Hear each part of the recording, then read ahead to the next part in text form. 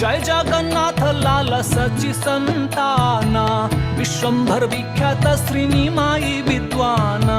हरि बोल हरि बोल हरि बोल हरि बोल हरि बोल हरि बोल हरि बोल हरि बोल। रोदन बंद सुनी हरि नाम दंगा, बाल लीला को खेल शेष नाग संगा। हरि बोल हरि बोल हरि बोल हरि बोल हरि बोल हरि बोल हरि बोल हरि बोल। श्याम वर्ण कृष्ण चैतन्य स्वर्ण रूपमा, वृंदावन बद्री धाम अभिन्न।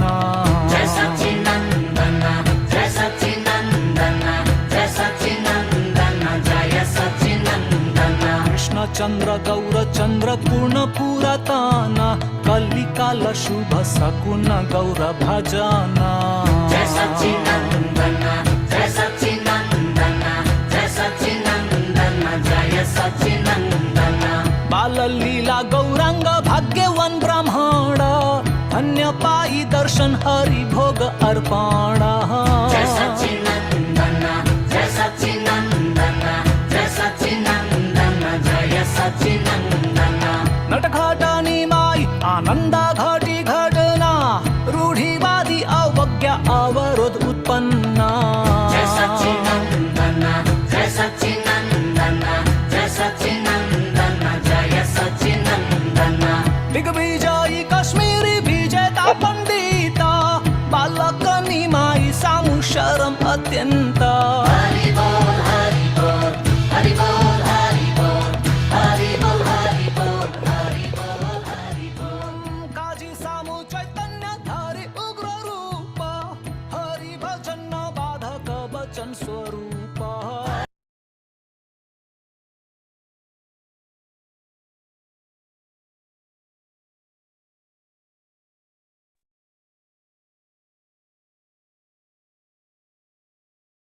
Hare Krishna, dear devotees, please accept our humble obeisances. Our glories to Jagat Guru Shri Prabhupada, our glories to Gurudev, our glories to the assembled Vaishnava devotees.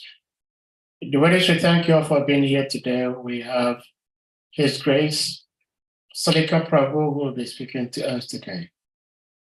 Salika Prabhu is our dear host of this program, and we believe everybody knows him.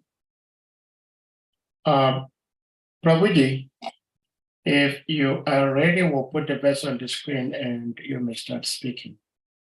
Hare Krishna. Okay, we can hear you, yes. Okay, we can go ahead. Okay, Hare Krishna, thank you.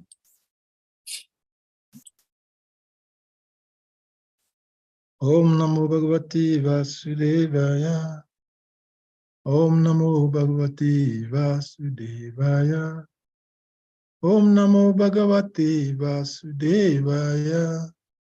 Om Namo Bhagavati Vasudevaya. Narayana Namaskritam Narayachaivam Naruttamam Devi Saraswati Vyasam Tatujayam Dhirayit Nasta Apraishu Abhadrishu Nityam Bhagavatam Sevaya Bhagavati Uttamam Sloke Bhakti Bhavati Naistiki.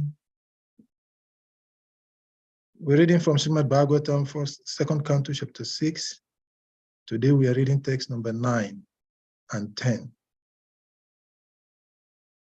Text number 9 has no purport, so we'll be reading both 9 and 10. So text number 9 says, Payuyamasya mitrasya parimo sasya narada himsaya nritte mrityuho nirayasya gudam smrita. Payuyamasya mitrasya parimoksasya narada himsaya nritte mrityo nirayasya gadam smrita. And the translation says, O Narada, the evacuating outlet of the universal form of the Lord is the abode of the controlling deity of death, Mitra, and the evacuating hole and the rectum of the Lord is the place of envy, misfortune, death, hell, etc. So text number 10 says that Parabhute adamasya tamasas chaspi paschima nadyo nad inamcha gotranam astisam ate. Parabhute adamasya tamasas chapi paschima nadyo nad inamcha gotranam astisam ate. The word for translation, parabhute of frustration, adamasya of immortality, tamasa of ignorance, cha and apihi as also, paschima the back, nadia of the intestines, nada of the great rivers, narinam of the rivulets, cha also, Gotranaham of the mountains, Asti bones, Sam Atehi accumulation. Translation and purport by His Divine Grace, Labai Charana Ravinda. Esti Bhakti Vedanta Swami Patita Pavandega Guru Sevya Shila Prabhupada. Hare Krishna, we're sorry, the speaker misspoke. Adaramasya is immorality. It's not immortality. It's a screen thing, so the audience should take cognizance of that. Immorality. Thank you, Prabhuji. You may continue. Translation. Translation, the back of the Lord is the place for all kinds of frustration and ignorance, as well as for immorality. From his veins flow the great rivers and rivulets, and on his bones are stacked the great mountains. Purport by His Divine Grace Srila Prabhupada. In order to defy the impersonal conception of the Supreme Personality of Godhead, a systematic analysis of the psychological and anatomical constitution of his transcendental body is given here. It is clear from the available descriptions of the body of the Lord, his universal form, that the form of the Lord is distinct from the forms of ordinary mundane conception. In any case, he is never a formless void. Ignorance is the bag of the Lord, and therefore the ignorance of the less intelligent class of men is also not separate from his bodily conception. Since his body is the complete whole of everything that be, one cannot assert that he is impersonal only. On the contrary, the perfect description of the Lord holds that he is both impersonal and personal simultaneously. The personality of Godhead is the original feature of the Lord, and his impersonal emanation is but the reflection of his transcendental body. Those who are fortunate enough to have a view of the Lord from the front can realize his personal feature, whereas those who are frustrated are thus kept on the ignorant side of the Lord. Or, in other words, those who have the view of the Lord from the back realize him in his impersonal feature. Umagyanam timirandasya gyanam gyanam chalakaya chakshu militam jena tasmai Jai Shri Gurave Nama Sri Chaitanya Manubhishtam Stapitam Jena Bhutale Swayam Rupam Kadamayam Dadati Swam Padantikam Vandeham Sri Guru Sri Yuta Padakamalam Sri Guru Vaishnavamscha Sri Rupam Sagrajatam Sahaganam Ragunatam Tam Saajivam Sadvitam Saivadutam Parijanam Saitam Krishna Chaitanya Devam Sri Radha Krishna Padam Saganam Lalita Sri Vishakavitam Sha Hey Krishna Karuna Sindhu Dina Bandhu Jagatpati Gopisha Gopika Kantarada Kanta Namaste Sapta Kanchana Gaurangi Radhe Savaneshwari Rishabhanu Shute Pranamami Haripriye Mukam Karoti Vachalam Pangam Lagayate Girim Yat Kripat Avande Shri Guru Dinatarinam Vancha Karpataru Vyascha Kripa Sundubhyas Ivascha Patitanam Pavashnavebhyo Vaishnavebhyo Namo Namah Jai Sri Krishna Chaitanya Prabhu Nityananda Shri Advaita Gadadara Srivasadi Gaura Bhatta Vrinda Nama Om Vishnu Padaya Krishna Pistaya Bhutale Srimate Bhakti Vedanta Swami Iti Namine Namaste Saraswati Devi Govadi Pasatya De Satarine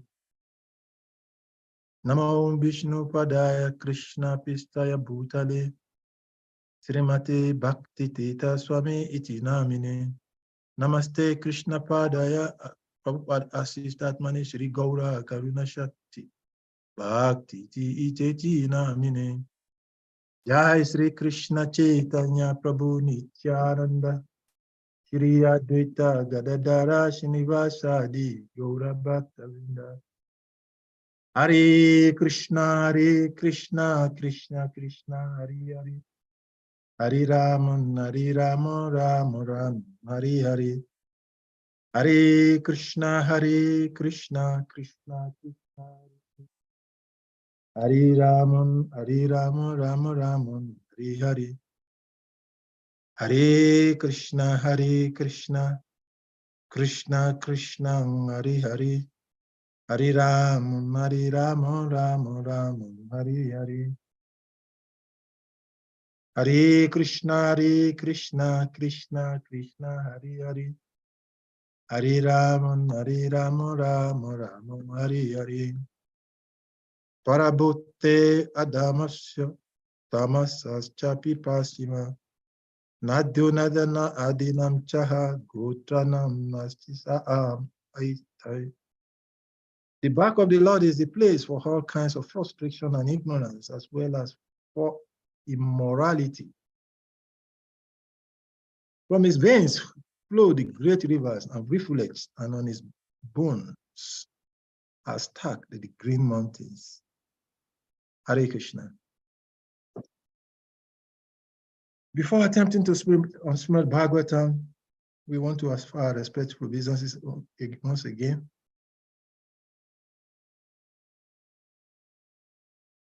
Unto the Supreme Personality of Godhead, Narayan. Unto Narayan Rishi, the Supreme Being. Unto Srila Vyasadeva, the author of the SRIMAD BHAGAVATAM.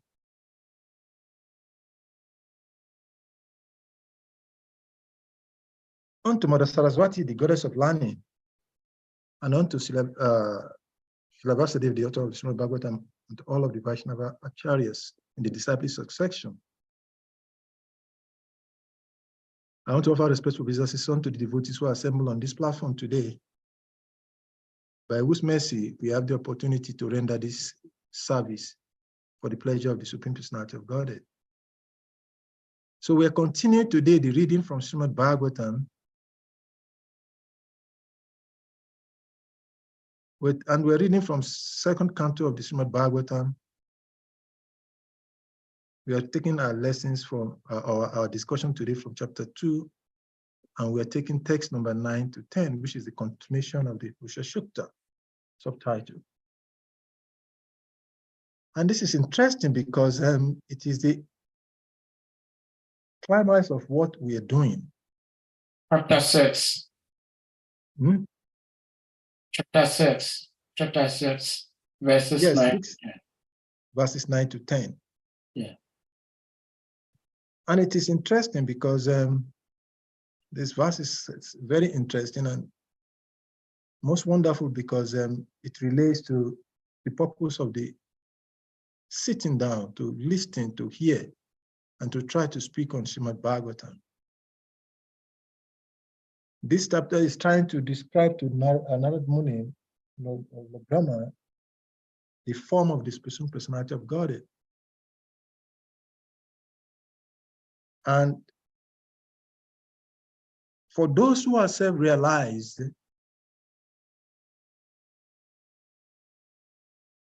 they do not derive pleasure in this aspect of knowledge. Why? Because SRIMAD BHAGAVATAM in itself is the body of the Lord.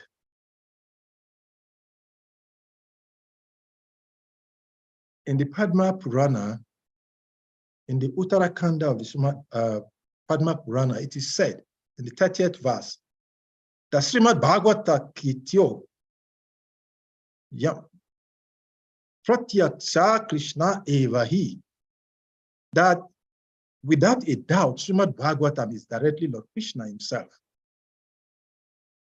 So all effort, endeavor to try to understand God for those who are intelligent should be centered on this book called Bhagavatam, because Bhagavatam is none other than Krishna himself. So for those who are super intelligent, they do not take pleasure in speculative aspect of nitty-gritty of the knowledge than SRIMAD BHAGAVATAM. Lord Krishna in the Bhagavad Gita has glorified very powerfully the importance of knowledge. In the Bhagavad Gita, chapter 4, text number 37, Lord Krishna told Arjuna that Yataidam si samidogdi lasmi sat kurute juna nagmi sarva karmani usma sat kurute tata. That as a blazing fire turns fire to ashes, O Arjuna, so does the fire of knowledge burn to ashes all reactions to material activities. So knowledge is glorified by the Supreme Personality of Godhead. So it is important to have knowledge.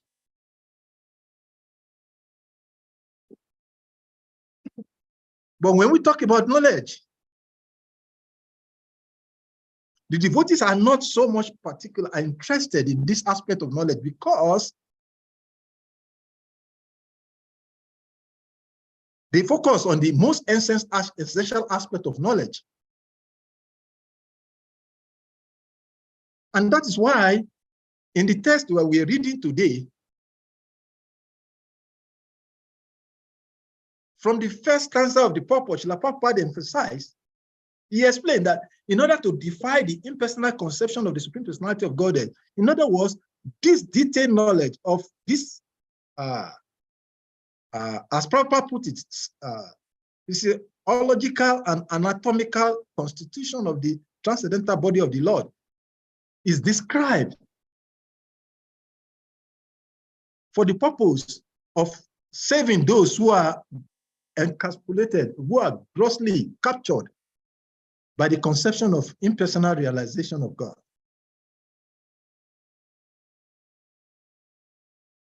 It is only natural for the living entity because it's part and parcel of God. He has knowledge. Finding himself or herself in this conditional life, the quest to know is always there because it's part of the all-knowing. So being in ignorance, because in conditional life, every living entity is in ignorance. So the quest for knowledge is always very strong.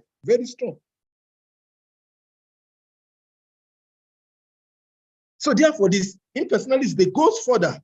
And in the course of trying to know God, they lose the essential part of the knowledge. And they become attracted to the impersonal.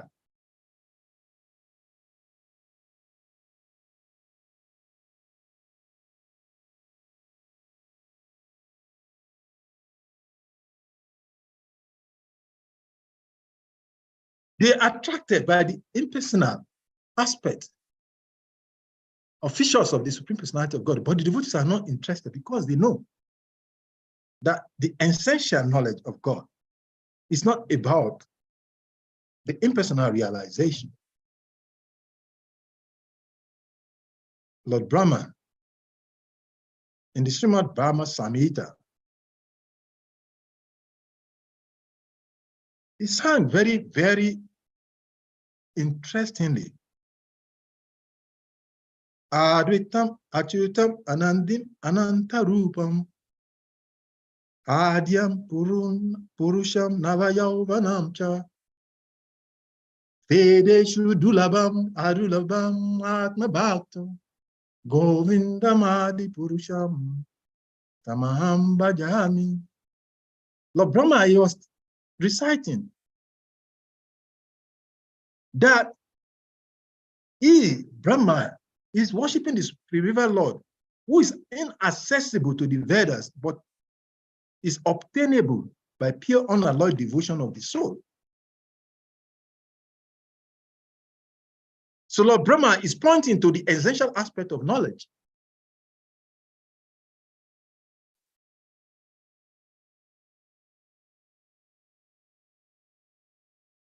The impersonalists are attracted to the impersonal feature of the Lord, which is described here as ignorance.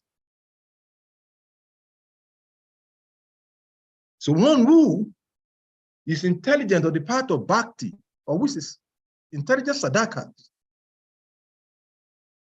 takes only or gets attracted to that aspect of the knowledge of the Supreme that focuses on his transcendental loving devotional service. The subject matters is not a matter subject for materialists, because a materialistic person cannot touch this aspect of knowledge of God. And that is why the nectar of devotion, it is mentioned that this devotional service level of interaction, engagement with the Supreme Personality is completely devoid of all materialistic speculation, attraction for material knowledge.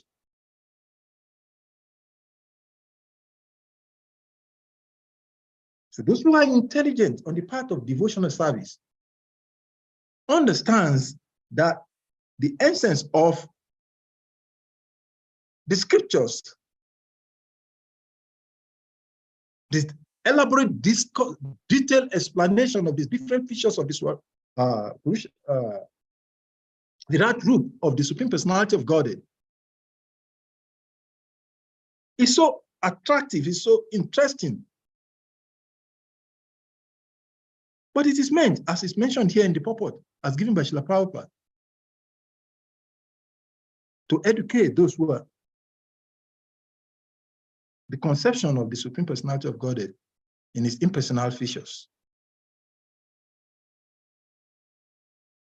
The whole of the essence of these descriptions of this part of the Bhagavatam is to explain that the Supreme Personality of Godhead is a person. And that person of the Supreme Personality of Godhead said that can be understood in the SRIMAD Bhagavatam.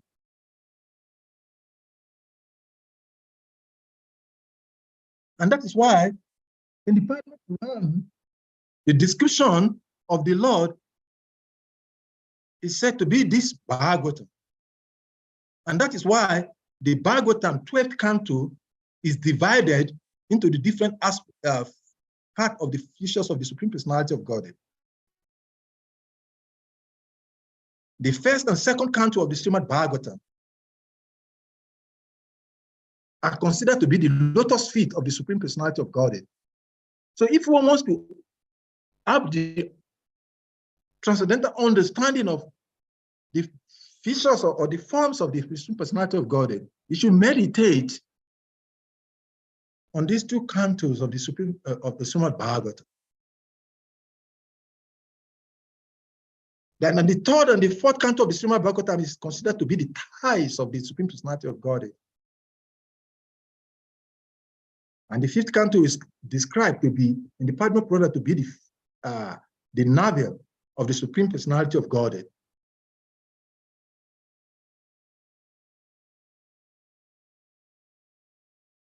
The sixth canto is considered to be the chest of the Supreme Personality of God. And the seventh and the eighth cantos of the SRIMAD Bhagavatam is described as the arms of the Supreme Personality of Godhead.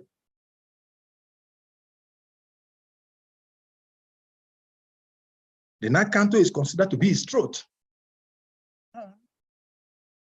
The 10th canto is described in the Padma Purana as the transcendental lotus feet, transcendental lotus face of the Supreme Personality of God. Sorry. The 11th canto is said to be the transcendental forehead of the Supreme Personality of God. And the 12th canto is said to be his head. So those who are devotees of the Lord focuses on the Lord, meditate on the Lord in this way. So this part of the Bhagavatam that we're reading, the second canto, first and second canto is said to be the lotus feet of the Supreme Personality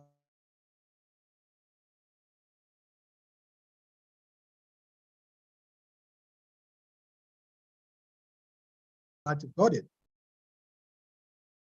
One can understand the lotus feet of the Supreme Personality of Godhead.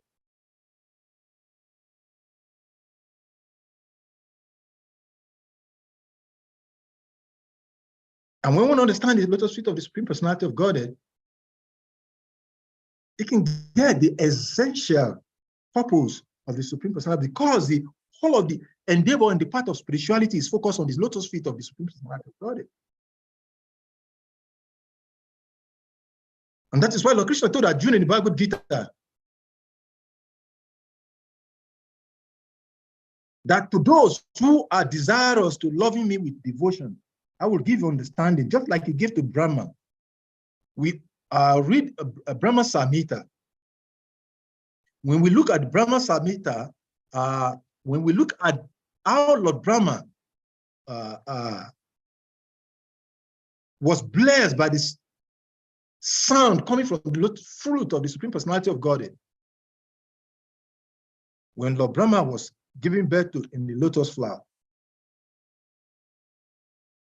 In the text number 27 of the 5th chapter of this Brahma Samhita, it is said that the Gayatri, mother of the Vedas, being made manifest, imparted by the divine sound of the flute of Sri Krishna, entered into the lotus mouth of Brahma, born from himself.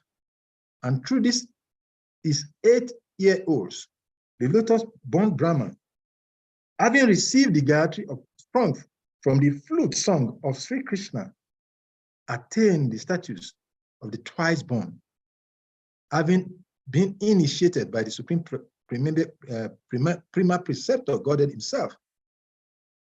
And this gives an impetus to how to hear SRIMAD Bhagavatam.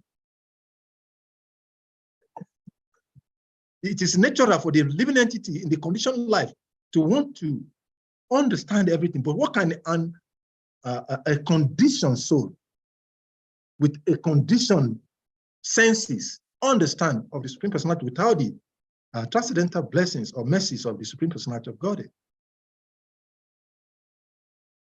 So as we read this part of the SRIMAD Bhagavatam, discussing about the different features or the physical form of the Supreme Personality of Godhead, the important lesson here is to understand that, as Prabhupada has mentioned in the purport of the text that we're reading, that the Supreme Personality of Godhead is never formless. neither is it void. So the description of the back of the Lord and the lower parts of the Supreme Personality of Godhead are just to educate those who do not have the understanding of the transcendental features of the Supreme Personality of Godhead.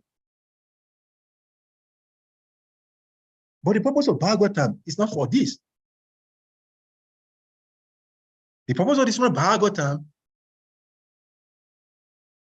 is to attain that shelter at the lotus feet of the Supreme Personality of Godhead.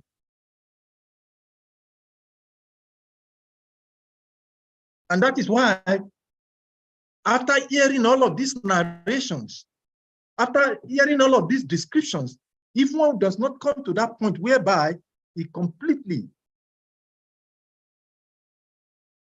without distraction, without deviation, focuses on the Supreme Personality of Godhead, then his effort is useless. And that is why it is very important when we want to speak Bhagavatam or hear Bhagavatam, we often narrate a very interesting verse. Nasta aprayesu abadresu nityam Bhagavatam sevaya Bhagavati Uttaman Sloki Bhakti Bhavati Naishtiki. That by regular attendance in classes on the Srimad Bhagavatam and by rendering of service to the pure devotee, all that is troublesome to the heart is almost completely destroyed, and loving service unto the Supreme Personality of God, who is praised by transcendental song, is established as an irrevocable fact. In other words, the conditions living entities in this material world are conditioned, grossly conditioned. And because of their conditioning, they cannot understand. When we talked about the back, the navel, or the different parts of the Lord, how can one who is in a conditional life understand all of this? Because the conditioned mind can only reason conditionally. But the purpose behind all of this narration is for us to develop a service mood towards. And that is why that verse is saying, by rendering service. In other words, Bhagavatam should be served. When we come to Bhagavatam class, when we speak in Bhagavatam class, when we narrate the Srimad Bhagavatam, if the endeavor, if the effort is geared towards knowledge, then we become defeated.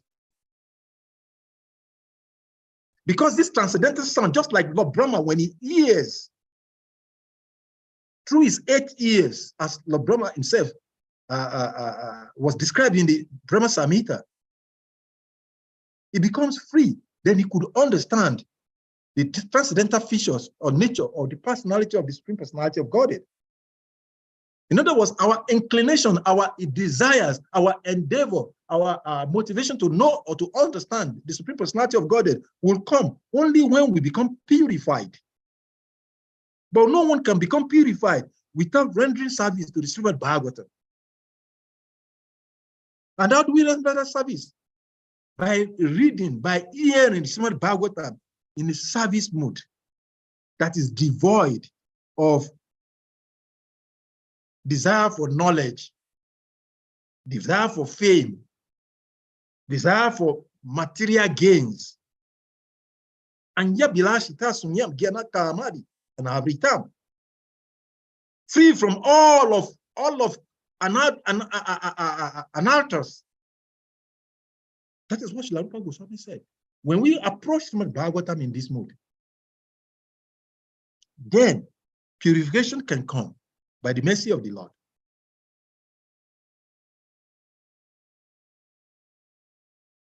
And it is only when that purification comes, when we become cleansed in our heart by the rendering of service to Srimad Bhagavatam, only then can we understand these different narrations, descriptions of the personality of the form of the Supreme Personality of Godhead.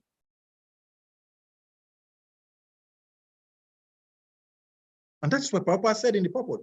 The personality of Godhead is the original feature of the Lord, and his impersonal emanations is but the reflections of his transcendental body.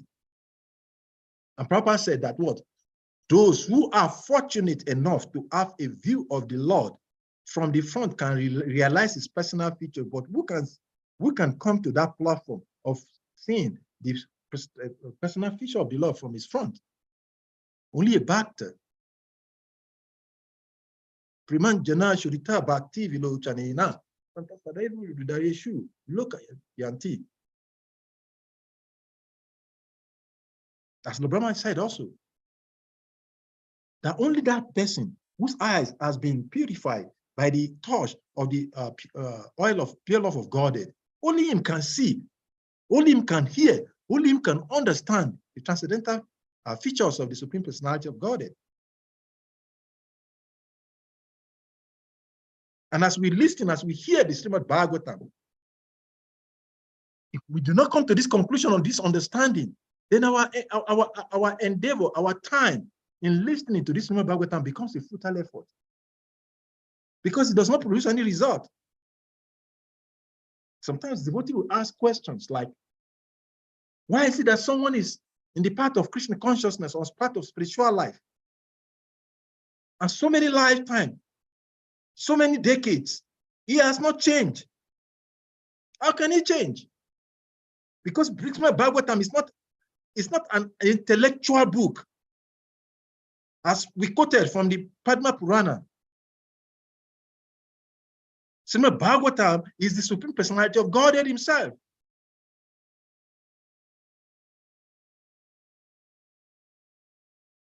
So our advancement, our growth, our attainment of the goal of bhakti will start manifesting only when we come to that point where we render service to the Supreme Personality of Godhead through the oral reception to the SRIMAD BHAGAVATAM. So coming to the class in SRIMAD BHAGAVATAM, what is SRIMAD BHAGAVATAM should never be for the purpose of trying to understand the Lord by our intelligence, because that is impossible for a conditioned soul.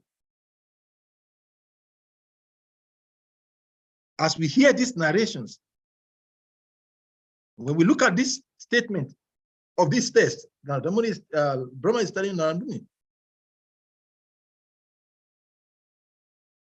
it's describing here, from his veins flow the great rivers, rivers of rivulets, and on his bones are stacked the great mountains.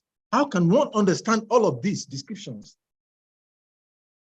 By material intelligence, one can try to conceive, one can try to imagine what this looks like.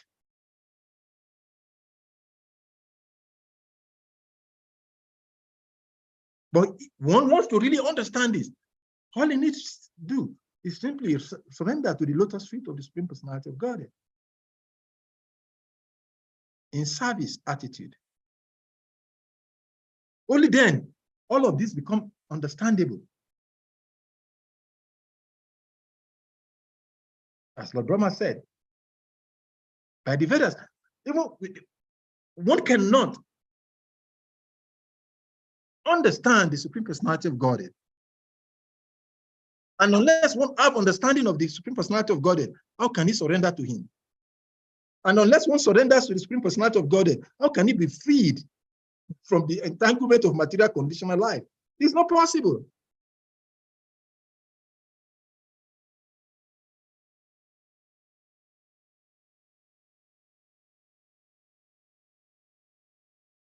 In the Bible, we hear the narration of one of the prophets, Moses. He saw the back of the Lord.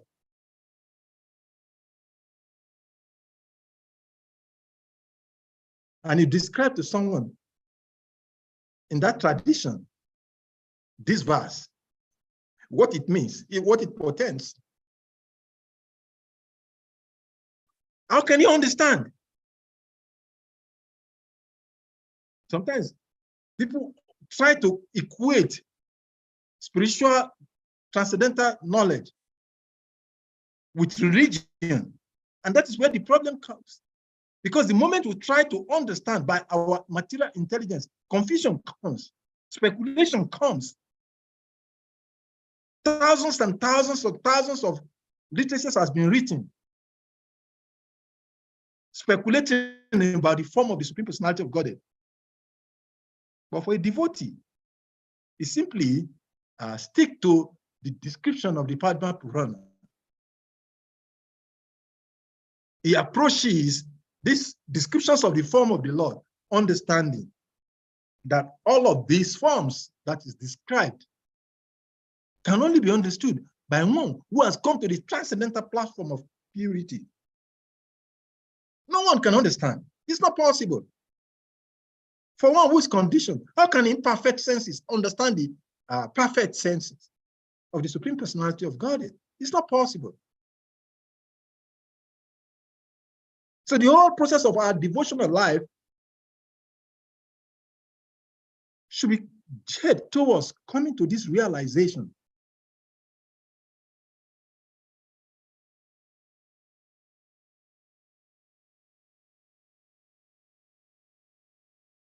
As long as we think by our material intelligence, we can understand the transcendental nature, form, pastimes, and activities of the Lord, then our endeavor will futile.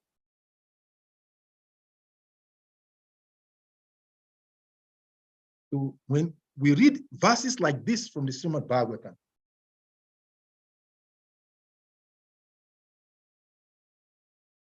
one who does not understand the back of the Lord, how can he understand the face or the features of the Lord?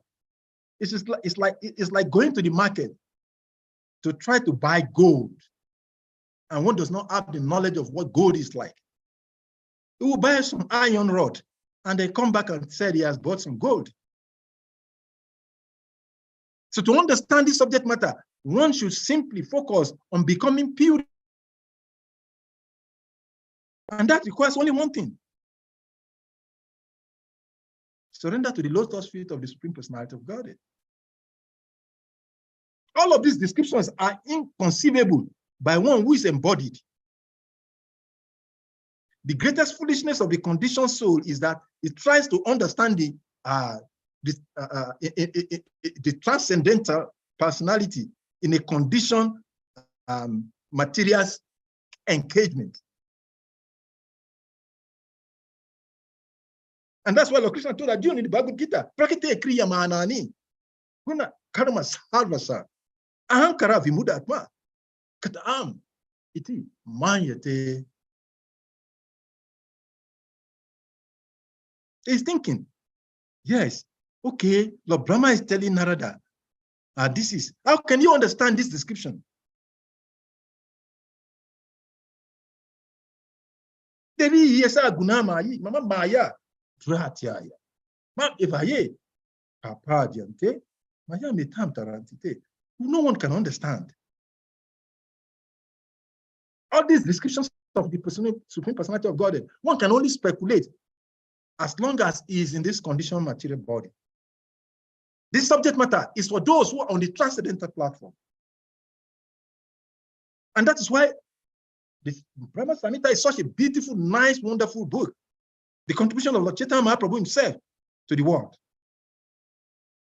And when we look at the Brahma Samhita from the verse 1 of the chapter 5, how Lord Brahma was able to conceive and understand these transcendental features, forms of the Lord, was only coming out of the mercy of the Lord. When he gives oral reception to the transcendental sound that is coming from the Supreme Personality of Godhead himself. And this is how we should hear Bhagavatam. For purification. And when we become purified, everything becomes manifest to our understanding.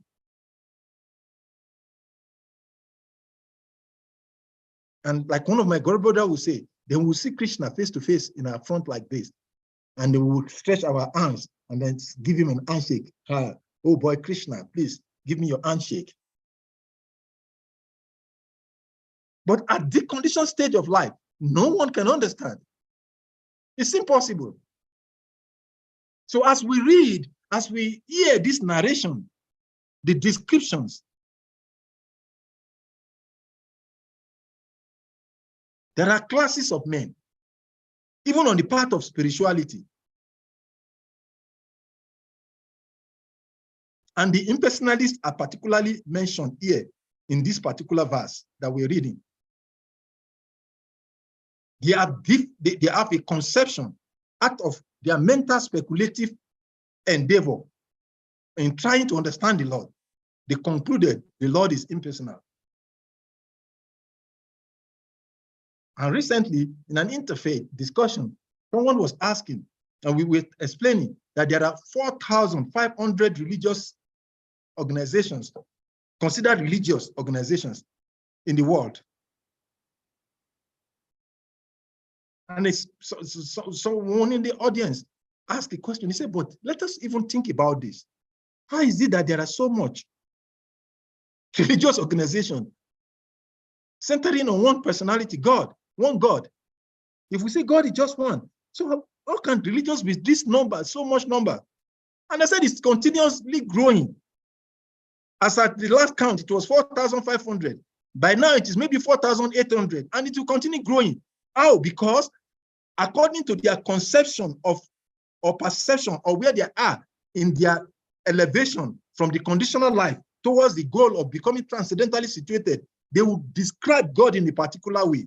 And that is why, like we gave a narration of the in whatever Gita last discussing here. This is how so many perception and conception of God is. And Lord Krishna himself even said that in the Bhagavad Gita, that according to their faith, understanding, perception, we created so many understanding. When you tell somebody about this verse that we're reading today, the back of the Lord is the place for all kinds of frustration. And I tell you, if you start writing thesis on this, in fact, if you want to see how interesting this just one sentence is, put this sentence on the Google, and you will see so many write-ups that has come. Conception about this same one topic, same one sentence, even within the transcendental spiritual part. So therefore, as devotees, for those who are following the path of Krishna consciousnness, that is shelter of Srila Rupa Goswami, by the message of Srila Prabhupada and our Acharyas, we should understand that bhakti or Krishna consciousness, the part of bhakti, Krishna consciousness, is not about speculative knowledge. It's not about becoming an erudite scholar. It's about developing the vision of the Lord, having the darshan of the face of the Lord. And that only can come only by the mercy of the Lord. And that mercy of the Lord comes only by one means. Yasya Prasad, Bhagawa Prasad, Yasya Prasad, Agati Kutopi. Every morning, during Mangalati, we sing this. Yasya Prasada, Bhagawa Prasado, Yasya Prasada, Nagati Kutopi.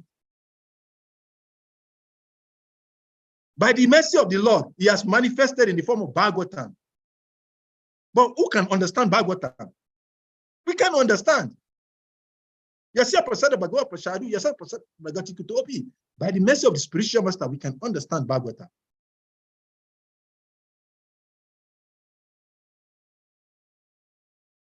And the spiritual master says that just try to hear. And that is why the best form of chanting is that chanting that brings about hearing.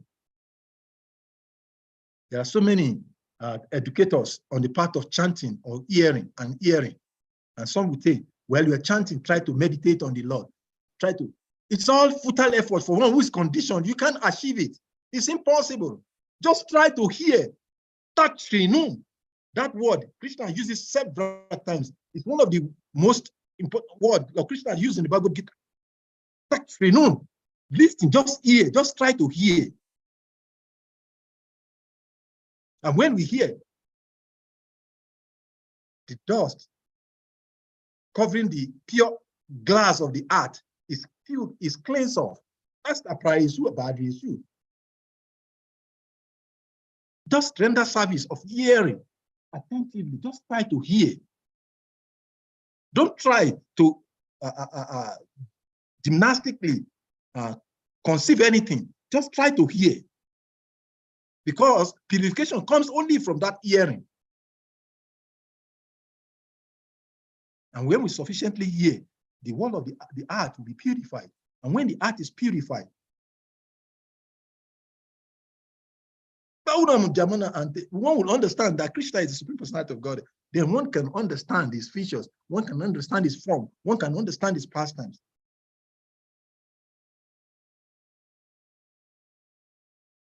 Otherwise, one could be worse than even the impersonalists and decide that God is not existing.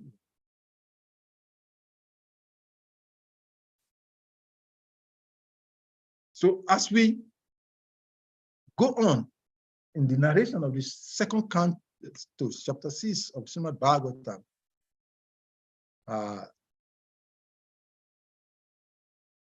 this subject matter, talking about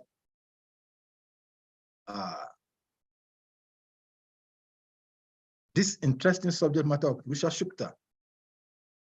And it's interesting how Prabhupada coined this verse. Risha Shukta confirmed. As we go down to read further verses in this Bible,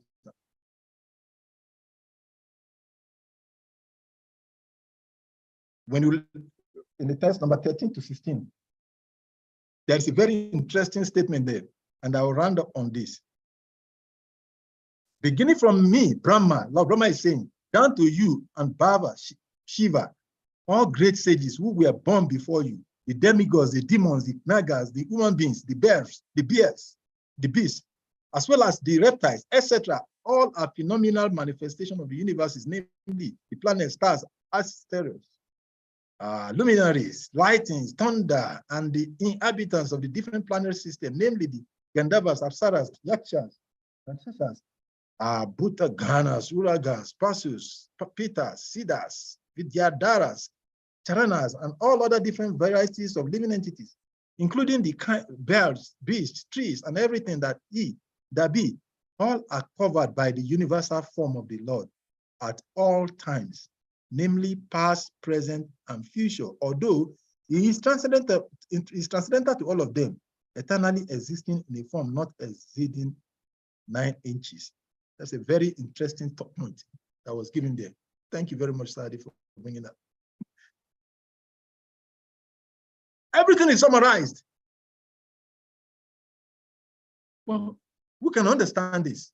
Only he who has been blessed by the transcendental sound of Bhagavatam. That is what Brahma had. Brahma Samhita 527. He had, when Brahma had, it became enlightened. So when we hear Bhagavatam, when we are able to hear Bhagavatam, we become also enlightened, and we can understand this transcendental feature of the Supreme Personality of God. And therefore, our life becomes successful. Thank you, everyone, for listening. Thank you for giving us this. Thank you, Vara Prabhu, for your comment, your pronunciation correction in the chat room. Of course, that is part of what we're saying. Living entity is imperfect. Our endeavor to even do the right thing, the right way, in the right consciousness is also difficult. So we take shelter of the holy, we just take shelter of this one thing that Prabhupada said. Every human being, every living entity has this ears and he has his tongue. With these two things, one can become perfect. Hare Krishna.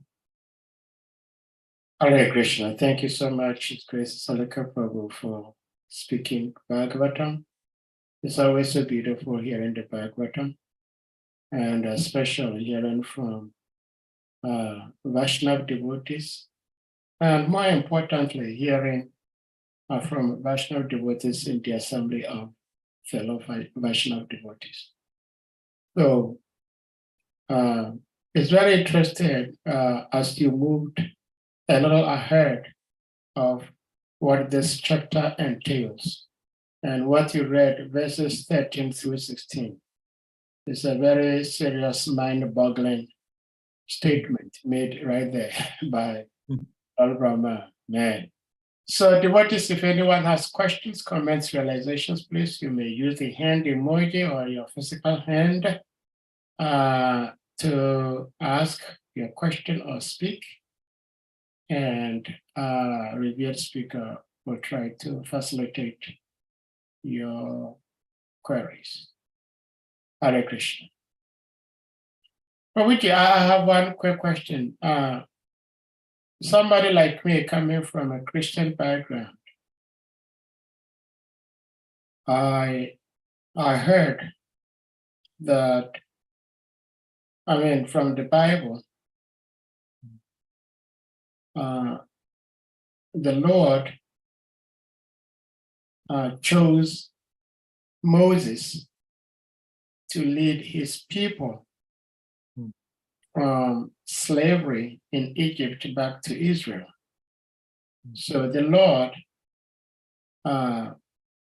Moses wanted to see the Lord. The Lord had asked Moses to go and meet him in a particular place. And when the Lord was coming, the Lord also told Moses that his face cannot be seen.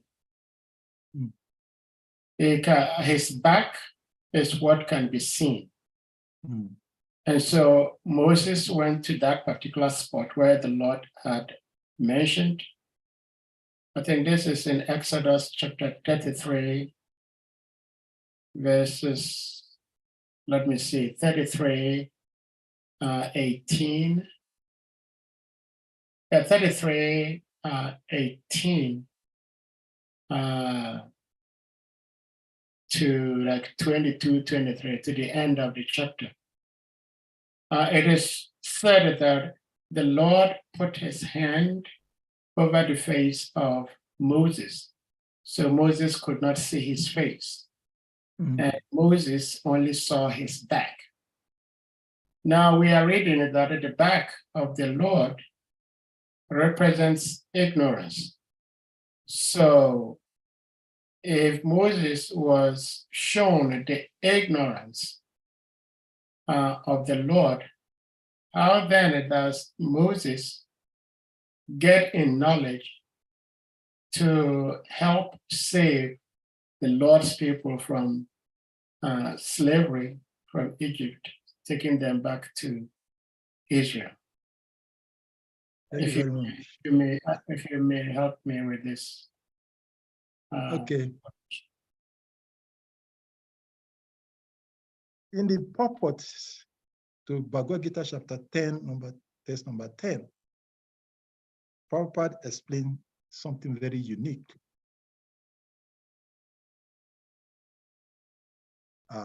In the purport, Prabhupada said that devotional service can be in ignorance, it can be in passion, and it can be in goodness.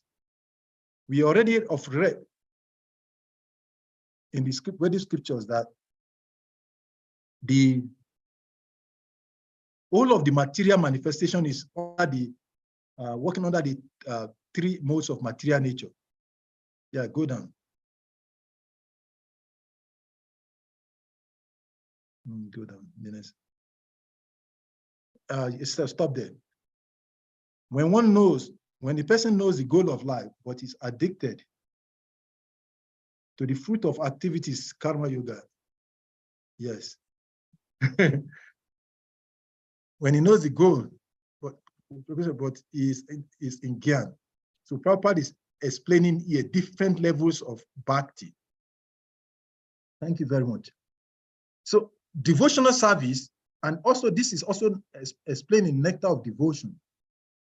The fact that someone is ignorant does not mean, of course, there are different levels of devotion. Krishna says in Yeyata Man Prapadyante in the Bhagavad Gita, as they surrender to me, I reward them accordingly. Krishna never throws away any of his parts and parcel because they are all his parts and parcel. So according to their level of devotion, God relates to them. when you look at the conversation of Arjuna and Krishna, Arjuna was asking Lord Krishna in the Bhagavad Gita chapter 11.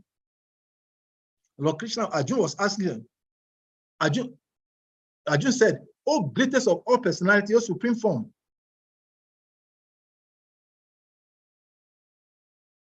He said, "I see you here," from text number 3 down. He said, "I see you here before me in your sure position as you have described yourself.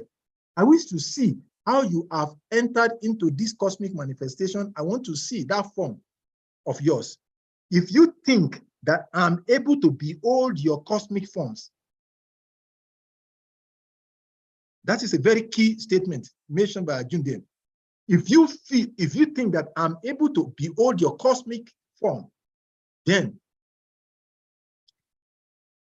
you can reduce the size a little bit. Okay, yes. If you, oh my Lord, we're not saying the full text. Yeah. Only reduce a little bit.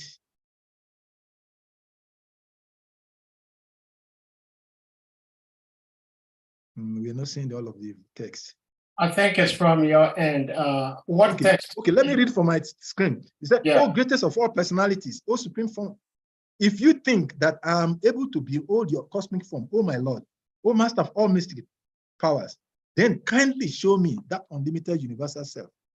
So Arjuna is asking here, in other words, unless the Lord gives the vision, no one can see the face of the Lord. That is why we're discussing here. And for one to be able to see the form of the Lord, he wants us to develop that qualification. Just like in every material endeavor, whatever we have in material world, somebody desires to have a private jet. Nobody stops anybody anywhere in the world to have a private jet. Why is everybody not having a private jet? Nobody stops anyone from driving a motor car, but not everybody has a motor car because they do not have the capacity or qualification to have it because they don't have the funds.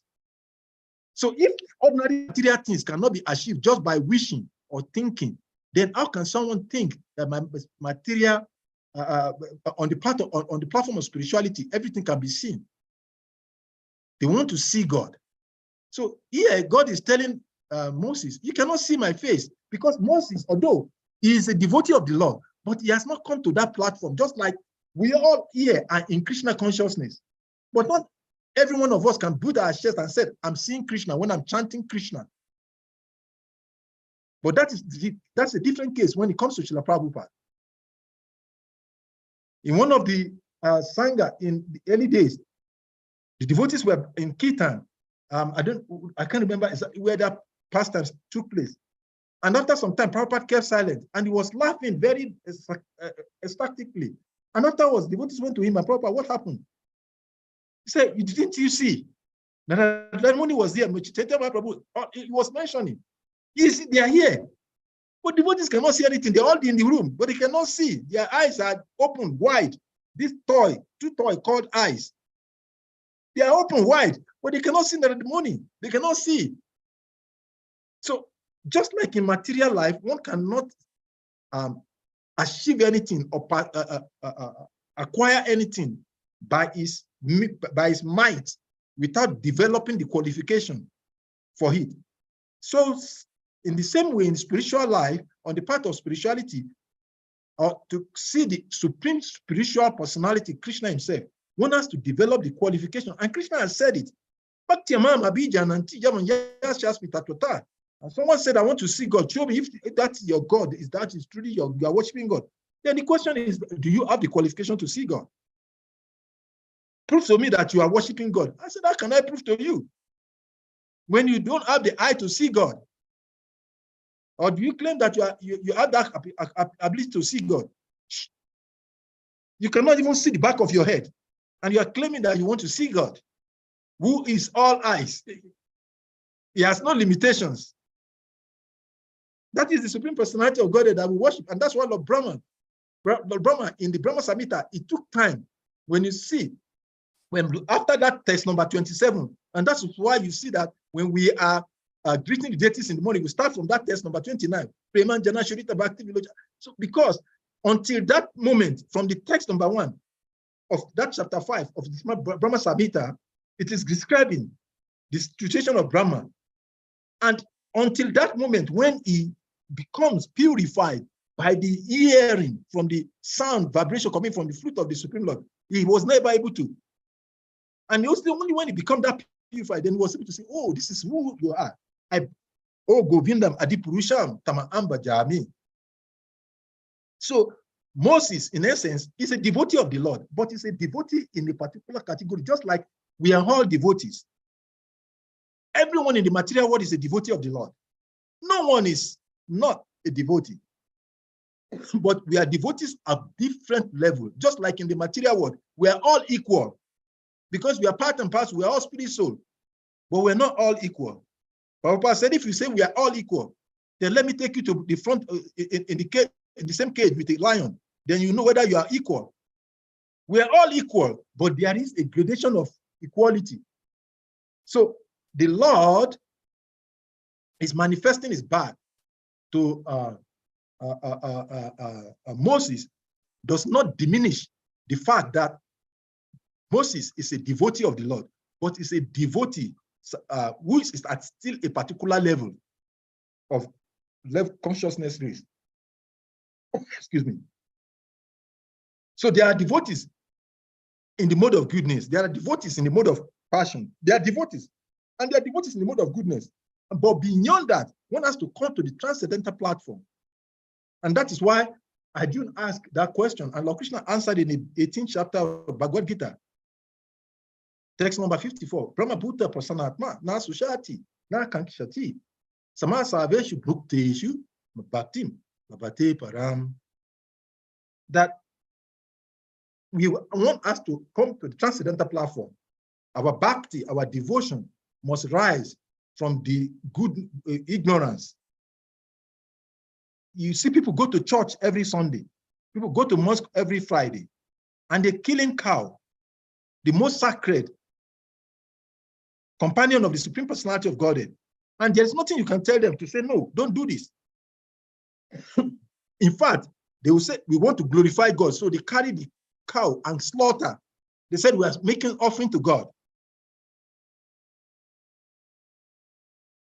But even in that part, there are scriptural references that says that you see there are those who have attained a higher level, even within that system, that will never touch meat.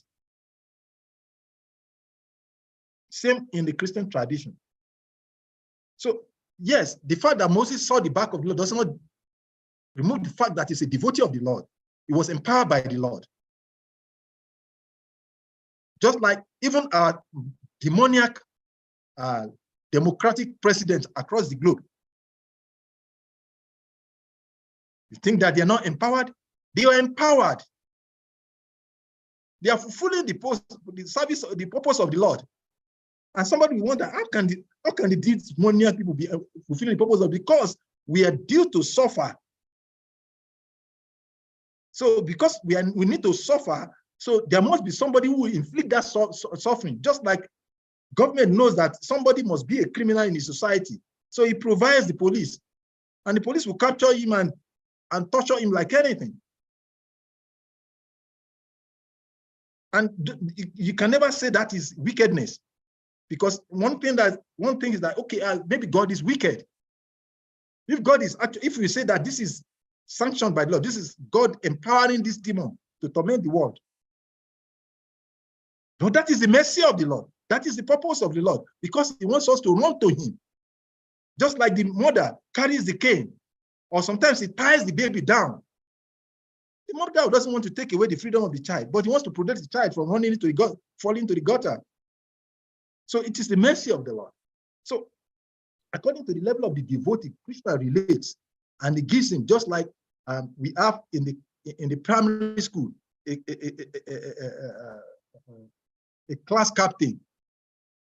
But he cannot say, because I'm a class captain, then he goes to the university and say, I must be a class captain. No, it's a different level. There must be another person who is qualified for that position that will be given that class rep. And like that. So the fact that Moses saw the personality of the Lord from the back, and it's indicating here that it's ignorance, does not remove the fact that it's actually the Lord manifesting himself to him like that, because it's a devotee at that level. And that is what he can see, and the Lord make him realize him in that way. I hope that answers your question, Prabhu. Well, thank you so much for the answer, Salika Prabhu. So we have Govinda Prabhu's hand up. Shri Govinda Prabhu, please give me a unmute.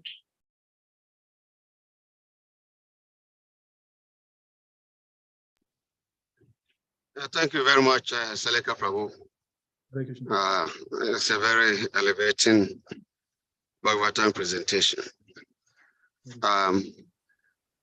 Your answer to the Sadi Prabhu question is clear, but at the same time, I think there's a little bit of contradiction here.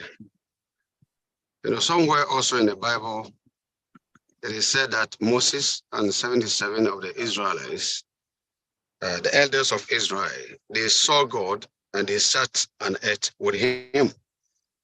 So I'm wondering how somebody can eat with you without you seeing his face. In other words, how did they saw him? How did they sat and ate with him? Did they really eat with him without seeing his face? Were they qualified more than Moses? Can you kindly explain that?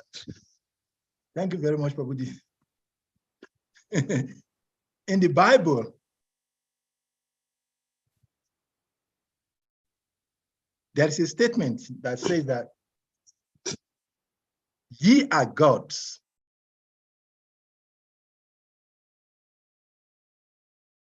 In other words, the Bible is telling us that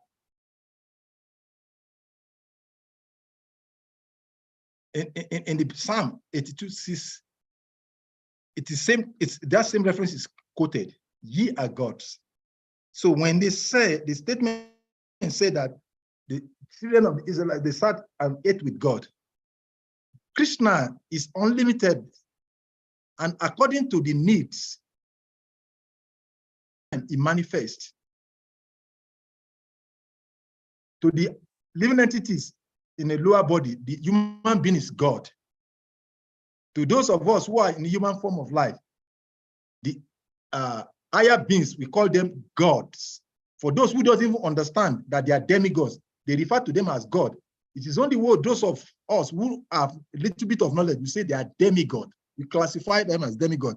But for ordinary persons, they worship them, they revere them. That is why you see, even in the Vedic tradition, somebody will worship Shiva as the supreme God, because that is understanding of God. And God reciprocates.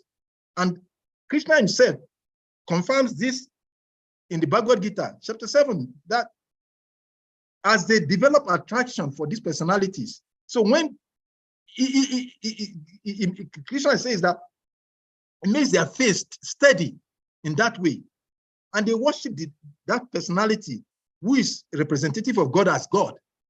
So that reference there, talking about them dining with God. Which God? Is it KRSNA? Is it Vishnu? Is it Shiva? Is it Narada? Which form of God? So, and when we come to this kind of seemingly contradicting statement, the answer is from our material educational experience. When we are in the kindergarten and primary school, we all hear that you cannot subtract a bigger number from a lesser number, like -10 from 1. It's an impossible solution. But when you get to the higher class, it becomes -9. There's a positive answer. So in the same way, when somebody says, when he said that they're dining with God, and the KRSNA says that unless one is a pure-hearted person, he cannot see God. So there is a difference in these two statements. So God at a particular person, at a particular level, could mean Lord Brahma, it could mean Lord Shiva, It could mean even another personality that's just an angel. For an example, until recent times, some scholars, even in Islamic tradition, will tell you that God gave Prophet Muhammad, peace of Allah be upon him, the Quran. But only when he goes deeper, you understand that it wasn't God directly that was actually dictating the scriptures to Muhammad. It was Angel Gabriel. So I remember while I was still in the Christendom, I was a very, very talented, what will I use? I have this power of clairvoyance. And that time, before I became a devotee, nobody can tell me that I wasn't communicating with God. Because I see vision, I see personalities come, and they give me vision. I receive information, I pass it out. They came out as it is. I will tell that so is happening in so particular place. People will go there and found out that that thing is happening exactly as I've said. This same me. I'm not talking of external stories now. And as at that time, the mindset for me as a person was that I was communicating. God is talking to me directly. But I was just being communicated to by some higher beings who are assisting in that service I was rendering as at that time. But I never understood that way. Until when I became a devotee, nobody could convince me that I wasn't communicating directly with God. So when we say God, we have to look at the person talking about God. Then we can understand what it means by God. Just like our children at the kindergarten says they are going to school. And our children in the university say they are also going to school. They are both going to school. But we know that it's not the same school. They are all going to school. So when we understand it like this, then it becomes easy to digest. But there is no contradiction in the words of God. Because God relates, He manifests, He dictates information, He gives information according to the students. Lord Jesus Christ preached, and He gave knowledge according to the people that were present before Him. Prophet Muhammad, peace of Allah be upon him, and many other great personalities, they all give knowledge according to the students. Lord Krishna was speaking to Arjuna. Because Arjuna was playing the role of a ignorant conditioned soul who does not know who he is himself. But when Krishna was going to speak with Uddhava in the SRIMAD BHAGAVATAM, he did not say Dehinosmi Yatadhe. Lord Krishna did not speak Dehinosmi Yatadhe to Uddhava. He was speaking completely from a different translator platform. So according to the student, the teacher gives. According to the soul or the devotee, Krishna also manifests. And Krishna can decide to manifest in any forms. And just like he said of the Devas, I'm Indra, the king of the demigods. And he gave himself of all different forms.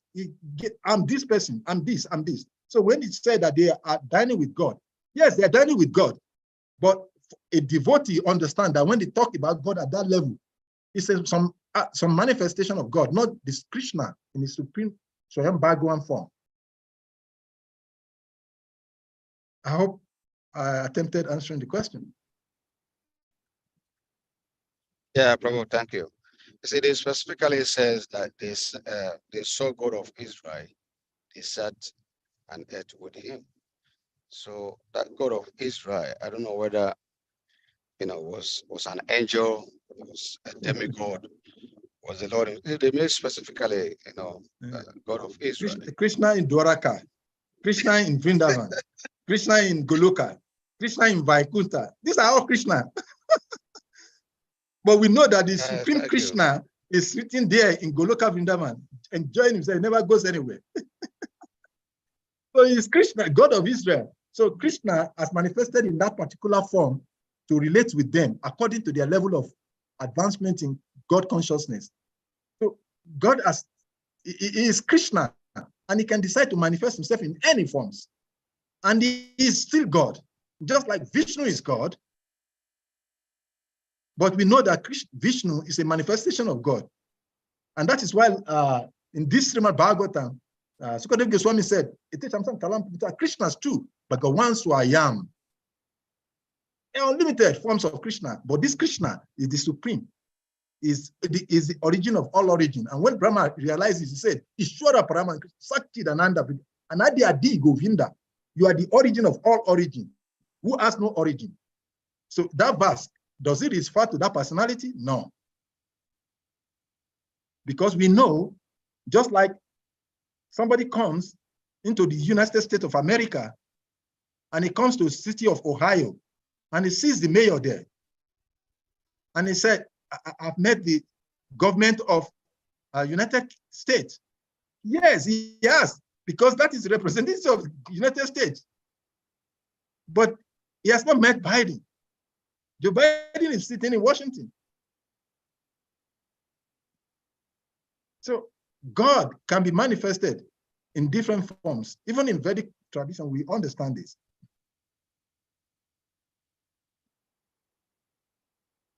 Hare Krishna. Hare Krishna. Thank you, Prabhu. Thank you. Thank you. Thank you. Hare Krishna. I have one more question, Prabhuji. Welcome, Prabhu. And I mean, how do I frame my question? You see, when I was little, I don't know how my mother got this knowledge. I don't think it's in the Bible. My mother was a Christian, and therefore we were all Christians. I don't know where she got this knowledge from. But once I was really little, my mom was giving me a shower, and it started raining. So my mother told me, whenever it rains, it means that God is urinating. God is peeing. And I felt very irritated at that, because I used to like playing in the rain. And so when my mother said that, even though I was little, I decided never to go in the rain again, because I do not want to get touched by somebody's urine.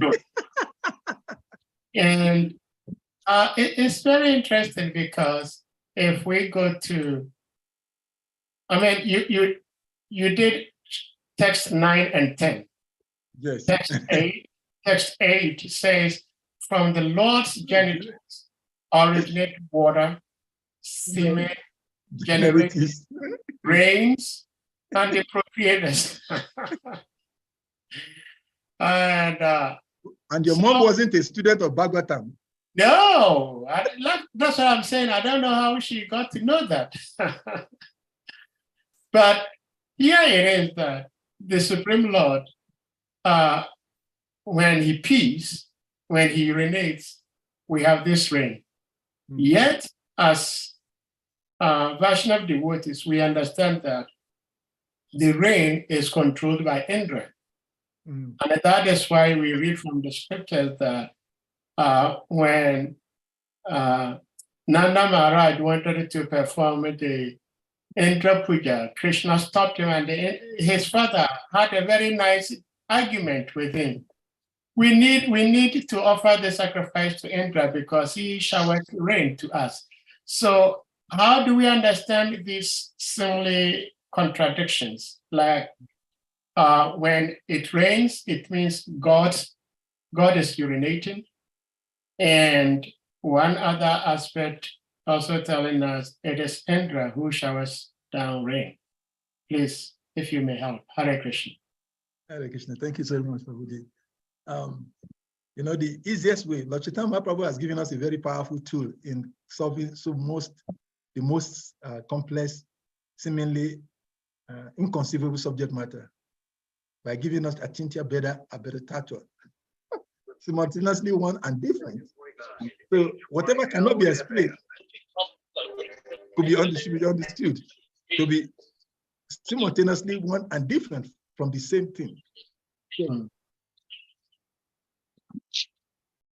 Yeah, thank you. So, Yeah. so just like I explained earlier, a mathematical solution at a particular stage of education means something negative. But when we get to the higher stage, this level of mathematical solution, it becomes positive.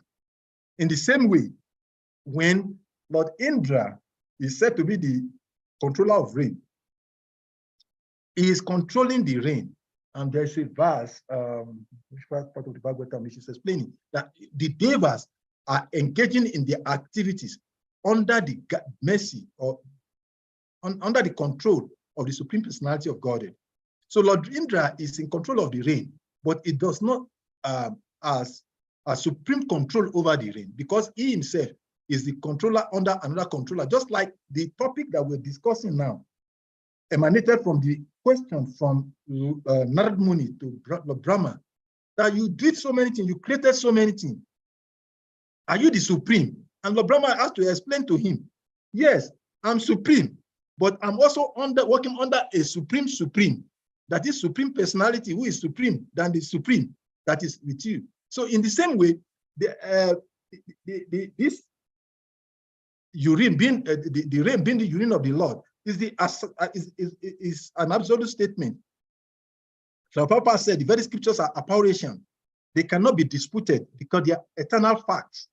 So that is what the statement of the scripture says. That is what the very scriptures have told us. And that cannot be faulted in any way, because it's not coming from mundane source. It's coming from the transcendental source. So it is absolute truth.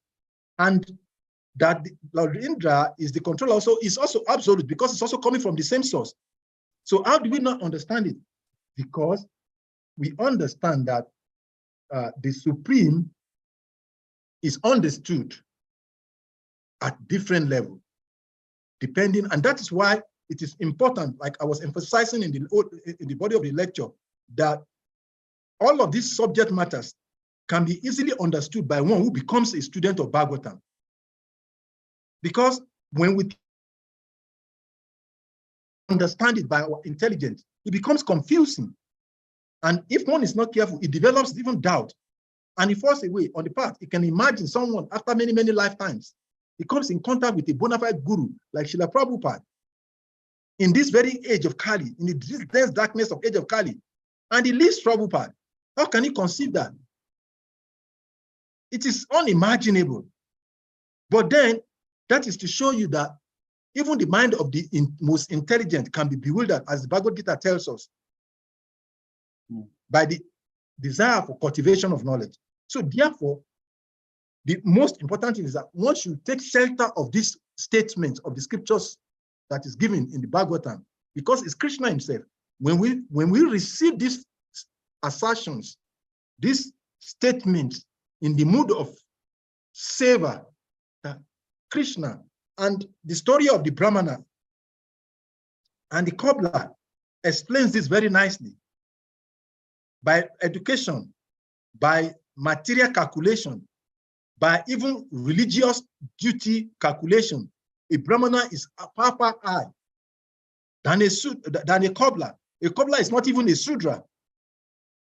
But he could understand by spiritual elevation that Krishna can do anything. Because if he can put a big banyan tree in a seed of banyan seed, then what is impossible for him? That is the mood. I hope I approached the question. Yeah. Thank you so much. The other time we were having a discussion, and His Grace Shriman Baraha Acharya was talking about animism, which is quite common to lots of Africans. That is very interesting. I mean, I think about how my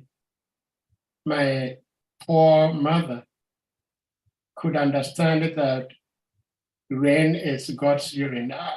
As I grew up, I keep thinking about it. I don't know how she got to know that and really got it right. But Yeah, but I wanted to make comment on that. The fact is that that also affirms the statement of Srila Prabhupada, and it affirms the Vedic scriptures we've read in the previous canto, the later part of canto 1, how the different races of the on the earth are all descendants of the same Vedic traditions, but of different grades. And Prabhupada asserted that 400 years ago, our great-grandfathers were followers of Vedic tradition. But due to time, and that also corroborates what Krishna says in the 11th canto to Uddhava, that according to influence of time, this same knowledge that was available, this Vedic culture that was permeating the whole universe is becoming, and it's very easy for us as students of Bhakti to understand, because in material world, everything goes through changes naturally, as we know. They comes into being, they produce they start growing, they produce a byproduct, they stay for some time, they start dwindling, and they vanish. And Krishna told Arjuna in Bhagavad Gita that this knowledge was given before, but by the influence of time, by over times, it has changed.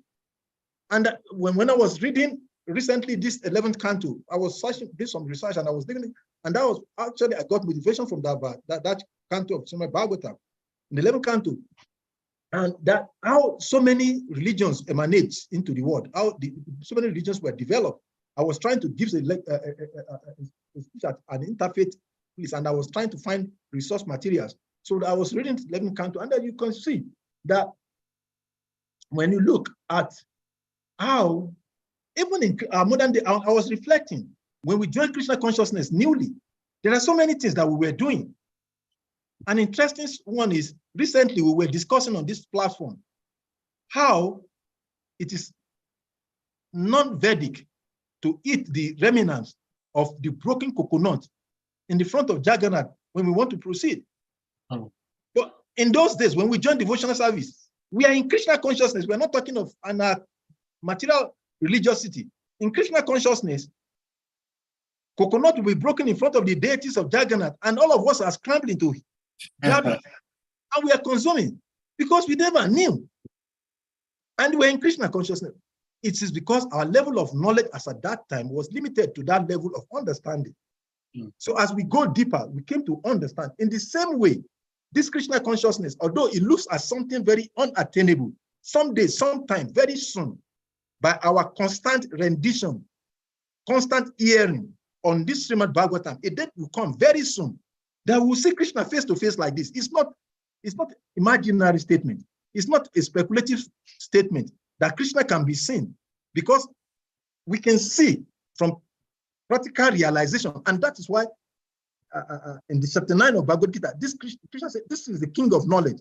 And because it is direct perception of the self, it is the topmost, highest form of religiosity. So Krishna consciousness is not a speculative religious philosophy. Each and every one of us who has been in this path for at least average of 10, 20, 15 years can tell that this process works, even though we have not become a pure devotee. But we can see that there are practical things that no amount of top speech or magical influence that anyone can perform that can change our faith on certain subject matter, because we have come to that realization. But realization does not manifest in one day, because it is said that by gradual process, and that is what Lord Krishna also told Arjuna in chapter 14 of Mamchayo Vyabhicharena Bhakti Yodhina Sevat Saguna Samatyatam Brahma Bhuya Kapate, that he uses that Brahma Bhuya, yeah, there again.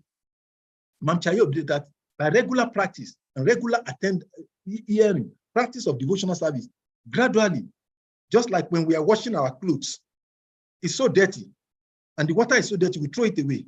I always have a fight with mother, and she doesn't want me to wash, because when I want, he said, why are you wasting water, especially when we've not dug a borehole? He said, you suffer to get so much water, and you are waiting until when the water becomes sparkling white the cloth is clean, leave it, just go and spread it like that. I said, no, the water is not clean yet. He said, no, it's okay, just leave it. So like that is how devotional service is. It's pure, but it takes a systematic time, just like the rising of the sun. The sun has risen at 5:45 or 5:55, but we're not seeing the brightness of the sun. We're not even seeing the sun at all. But gradually, as the moments count, then the sun is, that is how devotional service realization manifests. It will take some time. So back to the point, your mom was speaking based on the tradition that great forefathers have disseminated this knowledge from time immemorial. But because there was no record, proper record, which is what is one of the major factors that is affecting the African religious system, there is no proper recording. So it is considered to be speculative. But it is not. Our African culture is not outside of the Vedic culture. It is just that because of the lack of records, and that also is not accidental. When we read Bhagavatam clearly, Bhagavatam explains that the living entities in this level of consciousness, they are of different particular categories. So our inability to be able to do certain level of mental activities is also dependent on the kind of the body that we have acquired. So your mom was actually speaking the truth, but because it's not recorded, we do not recognize it. That's just only the difference. Well, thank you so much. Thank you.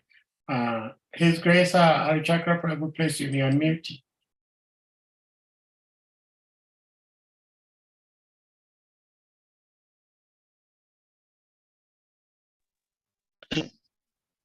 Yeah, Hare Krishna. Can you hear me? Hare Krishna. Yeah, Hare Krishna. Salika Prabhu, thank you very much. Yeah, I was just going to give a little contribution towards the second question. That is the one Vinda Prabhu asked Salika. And yeah, thank you for the answer you gave. But yeah, it's true that we all, Krishna reveals himself according to the level of advancement of the individual. So in that scenario that Govinda Prabhu was drawing our attention to, that 70 elders of the house of Israel who went in the presence of the Lord, Moses was included. It was Moses, Nadab, Abihu, and Aaron, the four of them plus 70 others. But God told Moses that these people cannot come in my presence, they will die. So before you bring them, you have to purify them. So God gave Moses the rituals to perform, to bring them to the particular level of purification before they can come to his presence. Otherwise, they will die. So Moses performed that rituals before he brought them. He purified them before he was able to bring them into the presence of the Lord. So definitely, yes, we must be able to, God, when he wants to reveal himself, like when he wanted to show Arjun the universal form, he specifically told Arjun, I'm going to give you a divine vision. So that, irrespective that we have to advance to come to a particular level for God to reveal himself to us, the same time, there is also the issue of kripa. Sometimes we are nowhere near qualification, but by the mercy of Guru and Krishna, we get that kripa, we get that mercy, where the Lord himself make himself manifest to us in a particular way. That does not necessarily make us qualify to see him in that capacity, but out of causeless mercy, he sometimes does that. Even Moses himself, what was his qualification? He didn't have no qualification, but God said, it's you that I want to use. Moses said, how can I speak? He said, I will speak through you. I will be your mouthpiece. So yes, so that is why it is important that as devotees, we just learn how we can surrender. Because the more we try to surrender, a lot of things will happen in our life that it's just causeless mercy. We don't deserve it. Krishna just makes it available to us. That was my little contribution. Hare Krishna. Thank you so much for the contribution, this contribution. And it's interesting. Actually, devotional service is very sweet. And when we say devotional is very sweet, sometimes it sounds as being overblowing the glories of Bhakti, but Bhakti cannot be over glorified, because Bhakti is Krishna, Krishna is Bhakti, and Bhakti is Bhagavatam. And it's interesting that how everything becomes revealed to one who has taken shelter of the Supreme Personality of Godhead. It's interesting. Someone was asking a question one time. I had a interreligious exchange, and some group of NGOs who were having a project, and then we had an engagement. They came to the temple, and then the coordinator of that program specifically said, he said, I want you to do your worship so that people can see how you worship. So when I came, I said, okay, you give me 10 minutes. I'll go inside and come out. So they said, okay. So I quickly went inside and I took my shower and I put on dhoti, I put on tila. So I did the arti, and when I finished, I came out. So one of the participants there asked a question. He said, why did you have to go and change your clothes? Can't you just go in there when as we came? And I said, okay, thank you very much. I said, it's a nice question you've just asked. And I said that if you want to go to appear before an important interview, what do you do? He said, well, I prepare, and I said, what are the preparations? He said, I'll dress in a particular way that the interviewer will feel I'm responsible. I will try to read subject matter related to this interview I'm going for. I said, in the same way, I said, we're going before the Lord. You need to be purified. And acharyas have given us this process to purify. And I quoted the Bible, that the body is the temple of God. So, and he was very happy. He said, this is one beautiful thing about you people. There is nobody question you cannot answer. So Krishna consciousness is so sweet. It's so sweet. And we just surrender, like you rightly said. Thank you very much for the contribution. Hare Krishna.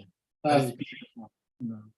I think Srila Prabhupada had also likened the ability to see in God to seeing the sun. He says, we cannot force ourselves to see the sun. When the sun wants us to see, he manifests. He manifests. Sometimes some of us become a little bit pompous, thinking that because we're doing this, we're doing that, we can see God. But it's out of his costless mercy. If he wants us to see him, he reveals himself. Exactly. And the same thing Lord Chaitanya told Srivas Pandit when they hid this tapasya devotee in the room where they were performing the ecstatic kirtans at night. Lord Chaitanya says, not just drinking milk is not the qualification to be in the presence of God. So all these austerities are there, but by themselves alone is not sufficient without the mercy. So thank you for giving such a very beautiful Hare Krishna, sir. clarification. Hare Krishna, Govinda Prabhu, you have something to Hare say? Krishna, sir. Yeah, I have something to say. Please go ahead. It's concerning this urine of. The urine. Yeah. I was. Don't worry about the urine. Drink it. We're all drinking the urine of the Lord. Yeah, drinking. We are sustained by his urine. Yeah. I was wondering, does this urine still stay pure as it's coming directly from the body of Krishna? If so, then all of us, whoever is drinking this rainwater, taking Mahaprasad. completely purified, but it's taking Mahaprasad. Yes. I quite remember Mahavishnu Maharaj was in Ghana some years back, and I was having a dog, and this dog named Gajendra. And so Gajendra was very, very fine with every devotee, and he was protecting the temple actually. An amazing thing is that if this dog see a devotee coming even at night, you know, a stranger devotee, this dog will never bite. He will never bark. But if a stranger is coming, then he will not allow. Mahavishnu Maharaj, after Sunday his kirtan, stepped out, and this dog was following him. And somehow that this dog like kind of pain obeisance, and the Maharaj stepped on his head, put his foot on his head, and that same night, the dog was hit by a vehicle and killed. Wow. So you see the power of a pure devotee. And a pure devotee. Oh, that was Megari. No, Gajendra. Mirgari was there and also having a. Okay, you had it. Okay, Gajendra. Okay. You know, I brought it from Takladi. Okay. That dog. He has spread so much hair. Yeah. Body. Yeah, I remember now. Gajendra. So, if you have shared one grain of rice flows Check your audio. We cannot hear you clearly. Governor Prabhu. That's all. Okay, good. Yeah, just a grain of rice. If it is being eaten by that animal, it's a human form because it's Mahaprasad. So this rainfall is the urine of Krishna. Then whoever is drinking this Rainwater. becomes completely pure devotee, completely purified and go back to body. Does it get contaminated as it's coming? Thank you very much. That's a very beautiful question. And then this takes me back again. You know, in those Christian days when we were still doing priest prophecy work and all of that, when we want to do a special prayer, we always prefer to using the water, rainwater that did not drop on the roof. Yes. So we'll tell the church members that they should put a bowl outside, and when the rain is falling, You catch it. It falls directly into the. So the question is now you're asking is that, is it still the same as Krishna urine from his abode? It is not, because the whole of the material manifestation is working under the influence of the three modes. So as the water, the urine of the Lord is coming down, it's passing through so many layers. Oh, so it get contaminated? Yes, it's also, as it comes into this environment, it gets covered by the influence of the modes. And depending on our own consciousness, also, we also receive it in a particular consciousness. So that is why everything revolves around the consciousness. And that's why I said consciousness is everything. Because there is nothing that exists that cannot be broken by consciousness. Because the electronic wave that connects the supreme and the soul together is that consciousness. So, and it's amazing that even in those days when we're not knowing anything, we will say that without water, because we realize that the moment the water touches the roof and it comes into, it's not as pure as it's supposed to be, even at that level. So as the rainwater comes,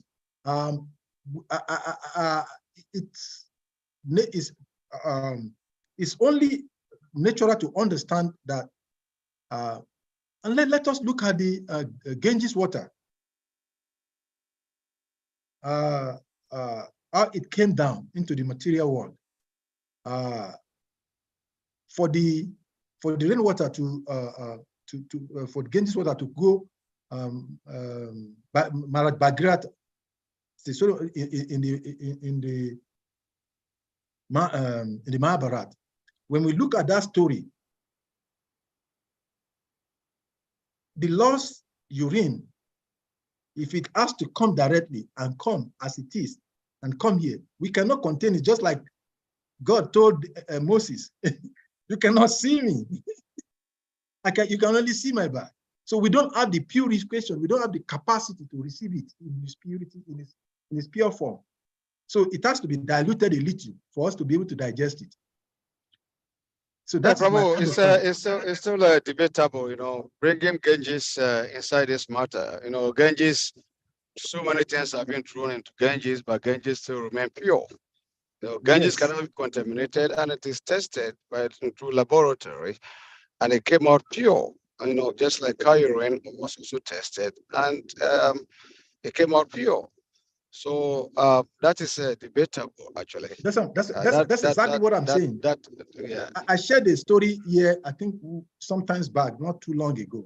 Recently, I traveled, and I was near Yamuna River, right? I was seeing Yamuna. But those who are residents of the Vrajavasis, devotees, they have a consciousness that this place of Yamuna cannot be, you cannot take water from there because it's contaminated. But I wasn't seeing that because I don't even know. My consciousness was, I'm going, this is Yamuna. After so many births, life and death, I was able to come to immediately I came here, Yamuna, I just jumped there. I carried water for my eye, for my mouth. They said, hey, Salika, what are you doing? This is contaminated. They are cheating here.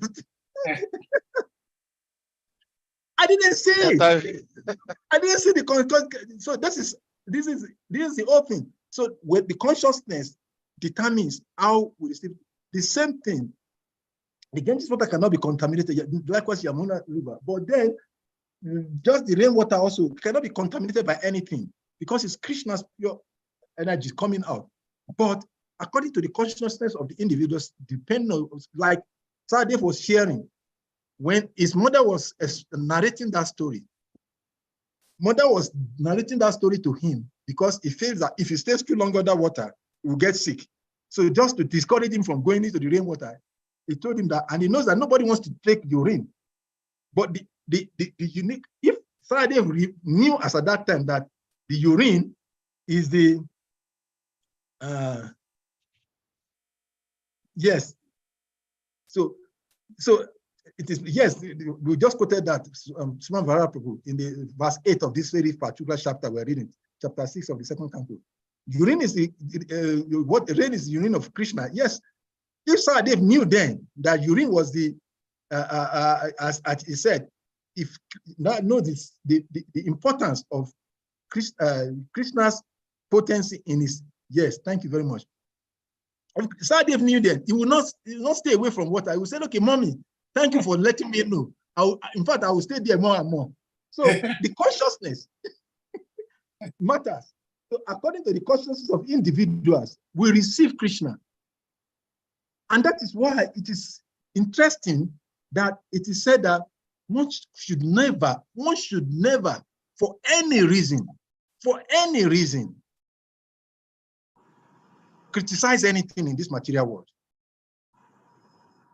And there's a nice story to this effect. Some of us must have heard this story many times. The story of Chitragutta, the secretary of the Yamaraj, and the king and the Brahmanas, and the prostitute. It is said that this Brahman, is this King Arishandra, or what's his name of that king? He was going to feed the Brahmanas. So he called, someone might remember the name of that particular king. Maybe it's King Arishandra. Harishchandra. Yes, I can't remember the king's name. But then he was going to host the Brahmins, and he called all the Brahmins to come from different places to come and feast. And they came, and a nice feast was made. But unfortunately, while they were cooking the feast, JS products. when doing the cooking for the feast, an eagle killed a serpent and was carrying the serpent to go and devour on the high tree somewhere. And while he was doing that, serpent, of course, we know as is poison. So a poison drops. The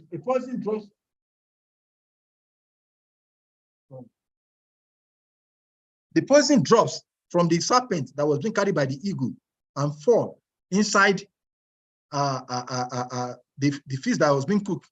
And when the Brahmins came, they all came. The king was performing rituals that is expected of a king. And all the Brahmanas that ate the food died. And the king was confused. How could this have happened? What happened? And everybody was confused. What has happened? And the Chitrakuta was looking at the scenario and was wondering. And he was confused. So this killing of the Brahmanas, we all know the implications or the reactions of killing the Brahmana.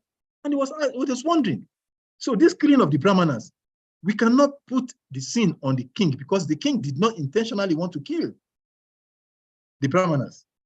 We cannot put the sin on the cooks because they did not poison the food. They didn't even know how it happened. Then could it be the eagle that could be punished? No, the eagle carries his own food naturally. And the nature of the eagle is to carry with his nails and then carry. So he didn't intentionally poison the food. So it cannot be considered to be the cause of the death of the Brahmanas. So who is to carry the blame of the killing of the Brahmanas?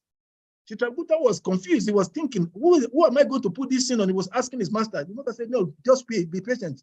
Continue looking. Then, after some time, the king was, okay, I will do it all over again. And he decided to do the feast the second time. He called Brahmanas. And when he called the Brahmanas, and there was a prostitute, what he said to be a prostitute in the kingdom. And he went to the gate of the kingdom and was shouting, please, all Brahmanas, don't come there. This king is famous for killing the Brahmanas. If you go there to go and take feast, he will kill all of you. And he said that Chitrakuta immediately became relieved from his anxiety. He said, now I know where to put the sin. Because the king was faultless, that person was faultless. But this woman, he does not know the cause of the situation. He doesn't know how it happened. But he considered the king to be the killer of the Brahmanas. Just for that speculative, ill statement about the king, the sin of the Brahmanas' death were put on our account. So it's a very interesting, and that is why, again, Lord Krishna in the chapter 4, the knowledge of Krishna in the chapter 4, is said that in the case of action and inaction is very complex, and one should be very, very careful. Well, thank you so much, His Grace Salika Prabhu. The story you just shared, I first heard it on this platform from His Grace Shriman Varahacharya, which is very interesting and From who? Yeah, from Shriman Varahacharya. Okay, for Prabhu. Yeah, he shared it here. Yeah. Okay. And I think the conclusion is like time is controlling almost anything, everything. But it's been so beautiful. It's been 2 hours exactly. And we've learned so much today. And we believe we'll bring the class to a close, except somebody has something to say or to share. And then we'll call it a day. Anyone with something to share before we go? No, it's a different question. If there is time, but if there's no time for it, we can maybe postpone it to the next class. Okay. Well, maybe next class. It's 2 hours, 1 minute. So at this point, we're going to humbly request all the devotees to kindly unmute. And we all chant Hare Krishna Maha Mantra to express our appreciation to our revered speaker. Hare Krishna, Hare Krishna, Krishna Krishna, Hare Hare, Hare Rama, Hare Rama, Rama Rama, Hare Hare. Chakapatarubhyacha, Kripa Sindhubhya Evacha, Patitanam Pavanabhyo, Namo Namaha. All glory to His Grace, Salika Prabhu Ki. Jai.